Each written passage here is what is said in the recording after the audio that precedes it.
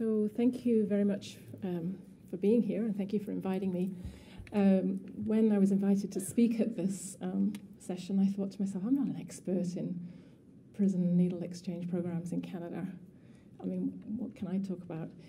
And then, of course, I realized that probably none of us are expert at prison needle exchange programs in Canada because there aren't any. So we're all starting from square one in the sense that we all come with our area of wisdom or knowledge, and we will contribute to each other's areas of wisdom and knowledge, and between us we'll figure out ways over the next couple of days that maybe if the court, when the court decision is successful, that we will be able to move forward with this agenda.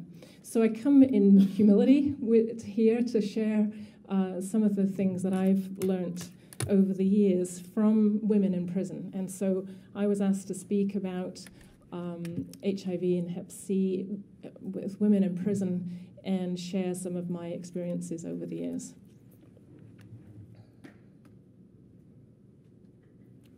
So, can you hear me okay? Do I have to talk into the mic like this? Yeah, okay, I'll keep leaning forward then. So I just want to declare that I've got no conflicts of interest. Nobody's paying me big bucks to come here. I work part-time at UBC on a UBC salary, and all the work I've been involved in has been funded either by Vancouver Foundation or Public Health Agency of Canada or CIHR, and we're supported by UBC, Department of Family Practice and Women's Health Research Institute. So I thought what I'd like to do, and forgive me, but I prepared this on the plane, so it's I'll be muddling through it a bit. But I thought I'd share a little bit about the demographics of women in prison in Canada, in case, I don't know how many of you don't know but I'll show you a little bit anyway. And then I thought I'd tell a little bit of my story, because I've worked, I started as a prison physician in 1994 and worked for 16 years part-time as a prison physician. And then I'll share with you some of the wisdom that I've learned from women in prison. And I'd love to share with you some of the printed material that I brought so that I don't have to lug it back on the plane. So it's at the back, so please help yourself. And always I hope, I guess the purpose of this forum is to increase general education, but I always hope that we're generating questions and generating you to discuss and talk to your neighbours and your friends about what you're learning today. Because it's just quite shocking, I think, some of the things that we'll hear tonight. So this should have shown a screenshot of a journal that, because I was on the plane, I couldn't do it because I couldn't connect to the internet. So this is what I was going to show you, is this thing. And I brought some copies with me. So we put this issue together on, it's on the health of incarcerated women in BC. So a lot of the things that are in here would apply to the health of incarcerated women in Ontario or in any province in Canada. And for the students, I know that I've got a presentation next week. Please do grab one of these. So it's already a year old, so I'd love to give them away because I've got all these copies back home. But in this, we do go over some of the stats in terms of hepatitis C and HIV prevalence of women in prison in Canada. So the next few slides, I've just summarized some of them. So some of you maybe don't know about prisons. So when I first started as a prison physician, I found the language quite confusing. So you'll hear of federal offenders. I always find that name quite offensive, but federal offenders or provincial inmates. And women serving more than 2 years go to a federal institution, and those serving under 2 years will be going to a provincial institution. And then some people are remanded to custody, and that means they're awaiting sentencing, but they're on hold for a long time. Sometimes it's just overnight, but sometimes it's many months before they're sentenced. And according to the statistics that we have through Canada Stats, there are about 260,000 admissions to a custodial centre in Canada in 2010. So throughout Canada, there's 53 federal penitentiaries, and approximately 10% or 11% of all prisoners in Canada are women. So it's a minority.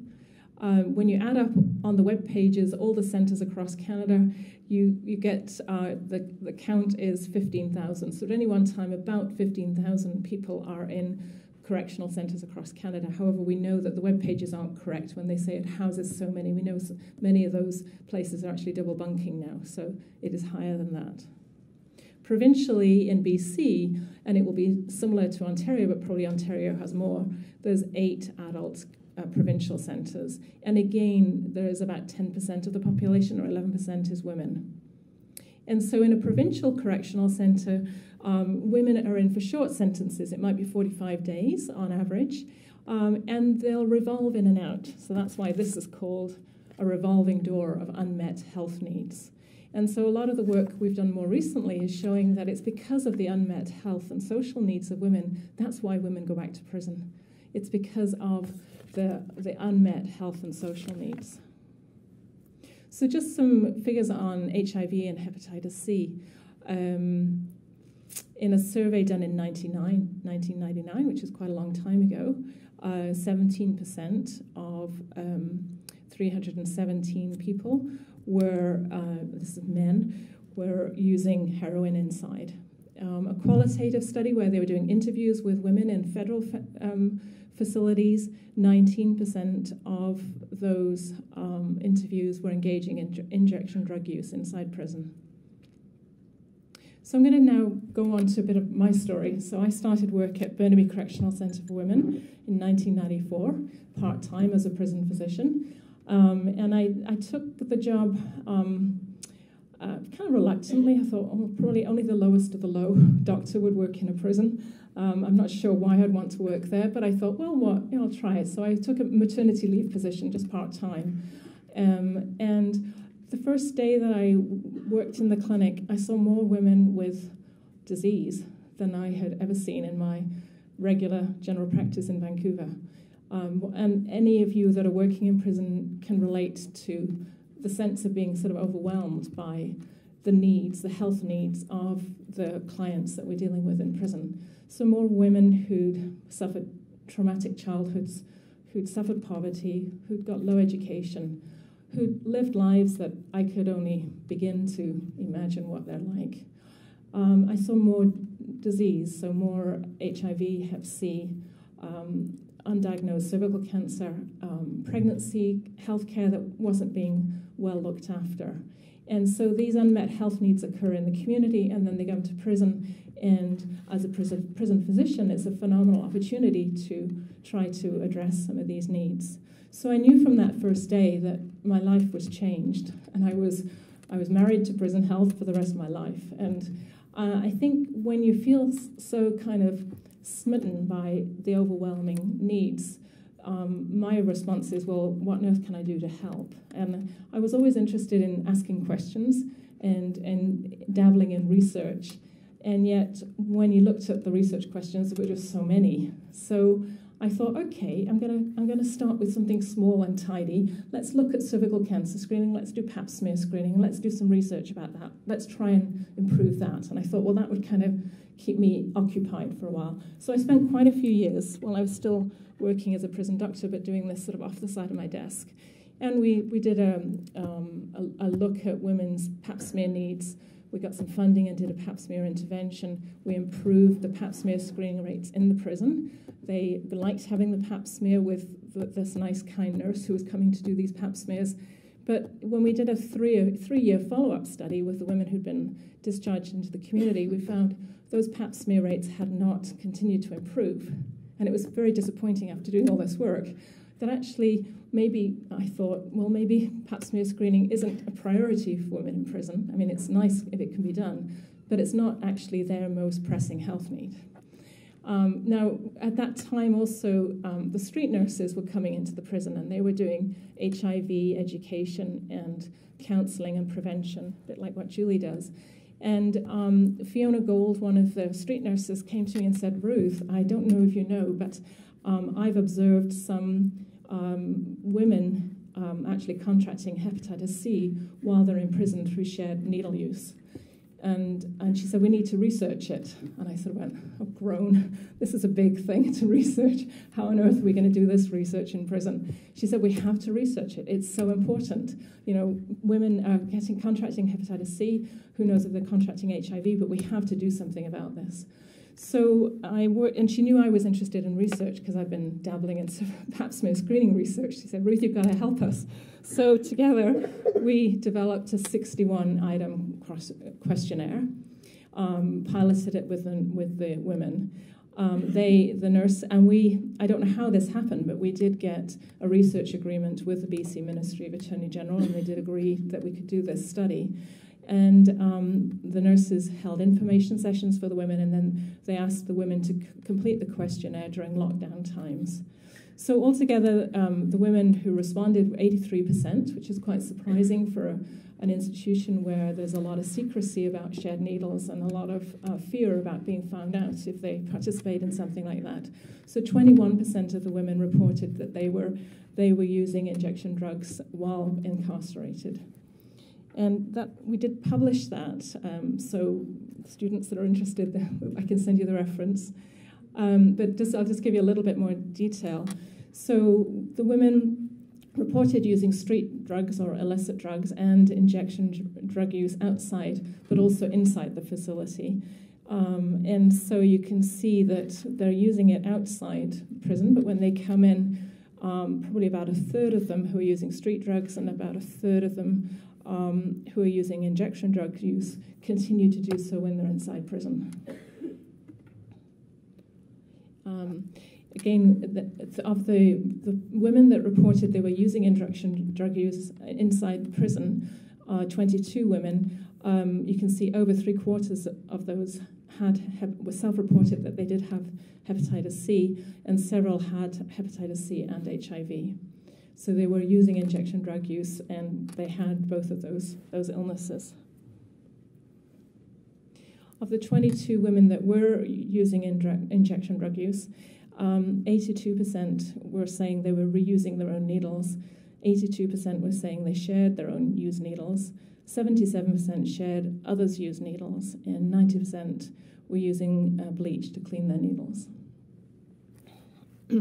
So at that time, I was working as a prison physician and doing this research off the side of my desk with street nurses, but I also would bring family practice residents and medical students into the clinic with me so that I can kind of tell them that they need to get interested in prison health because there's so much to do here. So I had a resident with me at the time called Dana Moody, and it also happens that one of my other hats was actually supervising the residents in their research projects. So they all have to do a research project. So when I had a resident in with me in the clinic, I would say, can't you do your research project on this? This is so important. So she was also listening to the women who were being surveyed. And so she decided to do a study where she would do in-depth interviews with 6 women who had actually identified themselves as using injection drug use. So these 6 women, heroin was their preferred drug of choice. And so she did in-depth interviews. 5 of these women had Hep C. They were all HIV negative. And these women had multiple incarcerations ranging from 4 to 30 times in prison. And their current sentence length was from 3 to 12 months. So less than a federal institution. These women are in for short periods of time. So Dana did face-to-face interviews, audio recorded, transcribed every word that the women told her, and then she analyzed these transcripts word by word, code by code, sentence by sentence, to identify codes. And she organized these codes into concepts, and then common themes were identified, and then she pulled out illustrative quotes to illustrate these themes. So I'm just going to share with you some of the quotes that the women told her verbatim. And this just talks about the depth of despair that the women face in prison dealing with their drug use. So the themes, with 3 major themes, was that they felt completely controlled by heroin. It was overwhelming control over their lives. It resulted in the cycle of drug use, crime, and incarceration. There was a strong resolve to change, and for some women, being inside prison actually helped their motivation to change. And overwhelmingly, resources were needed to help the women when they were in prison.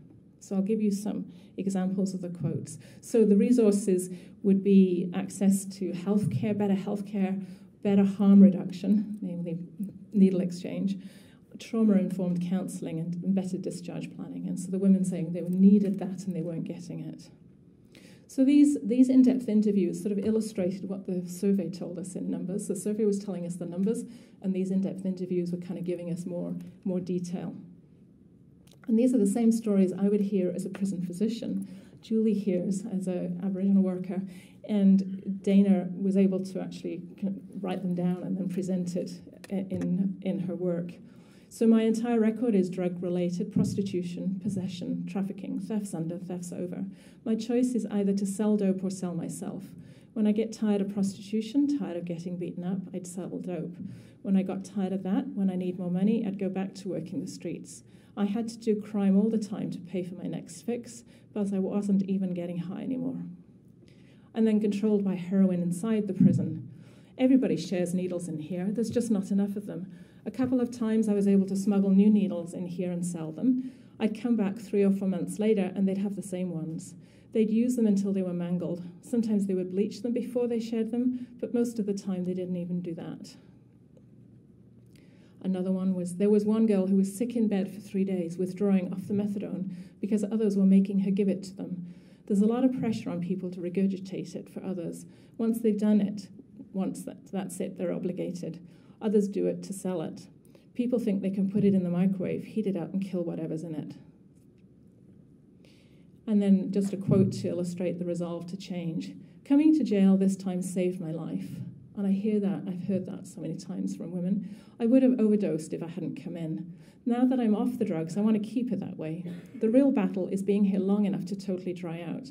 Now that I'm off, I don't want to use again. I want to get my life back. I'm tired of spending all my time arranging my next fix.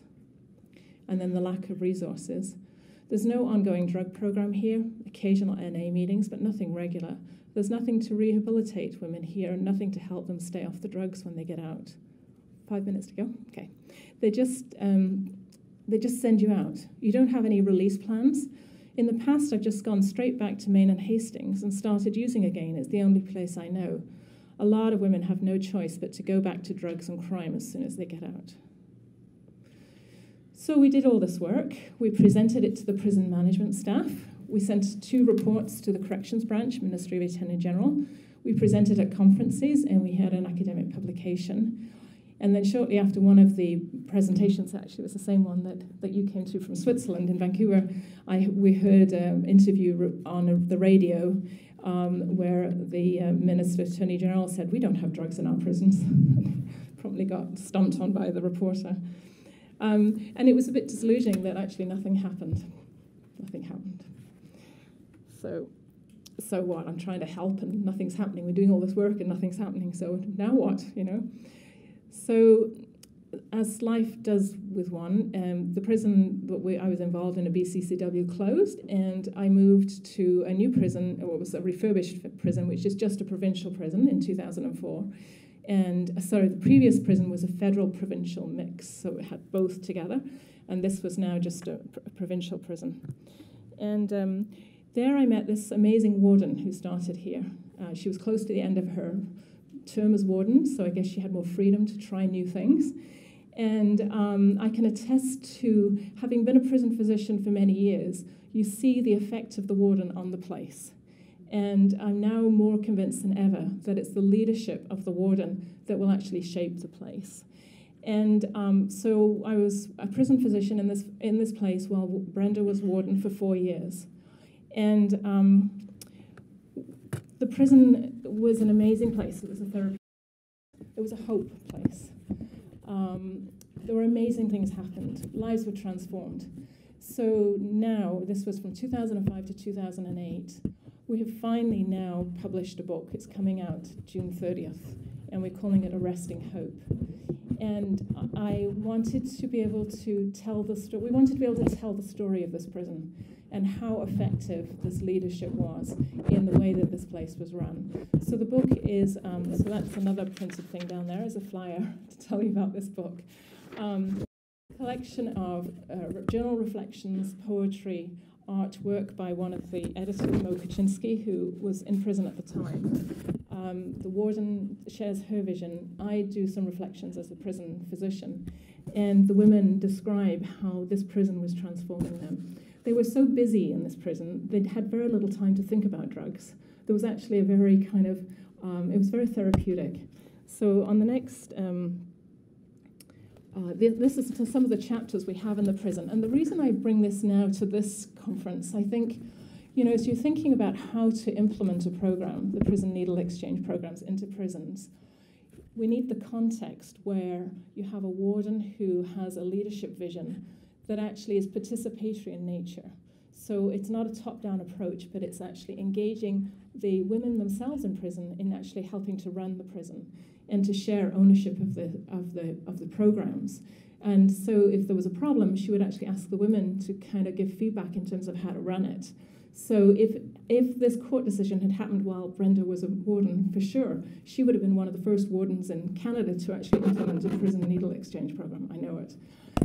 Because she would actually incorporate a way for the staff to be engaged in it as well. So with time, the whole place became less punitive. The voices of the women were contributing to actually running the place. The women's life had increasing meaning. We had babies coming back to the prison. So some of you might have heard the court case recently. So while this warden was there, and I was a prison physician, and the staff were there, we had, when mothers delivered their babies, they brought them back to the prison. And that place was revolutionized. I can see Susan in the back there smiling, but that place was revolutionized, because you know what I'm talking about. And so, yeah, I'll get to the court case in a minute. And then also at that time, I happened to take a course online, and it was a participatory research course. I'd never done this kind of thing before. And the light bulb went on for me, and it went, oh my goodness, of course, this is the type of research we should be doing in prison. We should be asking the women, what would you like to research? What is important for your health? And then you invite the women to actually participate in every aspect of the research. Then the research itself becomes much more meaningful for the women because it's relevant to what they need. And so in the course of the 4 years that this warden was in the prison, we actually conducted this participatory health research that is now continuing in the community as a peer mentor, peer education project. So I can't speak enough about this book. I'm so hopeful that it will actually influence people's lives and influence the way they view prisons, that prisons needn't be punitive places, but with the correct leadership in place, they can be transformative. So I guess that's my time up, but thank you so much for listening, and I hope I've stimulated thought. And then I just wanted to share some other things at the back there about the Collaborating Centre. So because of the swing in the pendulum in correctional prison health research, we've actually moved the research into the community, and we're working with formerly incarcerated men and women in the community to do preventative health. And so through those participatory approaches, we're involved in preventative health and cancer prevention. So there's more flyers at the back. And please visit our webpage and Twitter and Facebook us, or whatever you do with those social media things. Thank you very much for listening. Thank you.